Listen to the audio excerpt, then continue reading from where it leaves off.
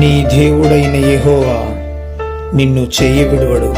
ప్రియమైన దేవుని బిడ్డలారా, నీ దగ్గర డబ్బు ఉన్నప్పుడు, ఆస్తి ఐశ్వర్యం ఉన్నప్పుడు అందరూ నీ దరి చేరతారు, నిన్ను ఆదరిస్తారు, నిన్ను ప్రేమిస్తారు. నీవు లేకపోతే నేను లేనన్నట్టుగా జీవిస్తారు.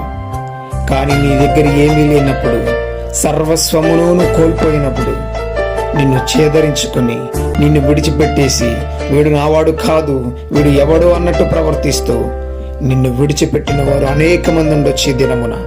కానీ దేవుడు నీతో ఒక మాట మాట్లాడుతూ ఉన్నాడు.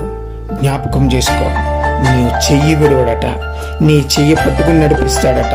నీ చెయ్యి విడవకుండా నీకు తోడుగా ఉండి తన ప్రేమను వెల్లడిపరుస్తున్నాడు నీ దేవుడు. కానీ లోక ప్రేమల కోసం, లోకంలో ఉన్న ఆశల కోసం, లోకంలో ఉన్నటువంటి బంధువుల కోసం, మిత్రుల కోసం నువ్వు వేగిరపడుతున్నావు. కానీ నీ దగ్గర అన్ని కోల్పోయినప్పుడు వారు నీ దరి చేరరు, నిన్ను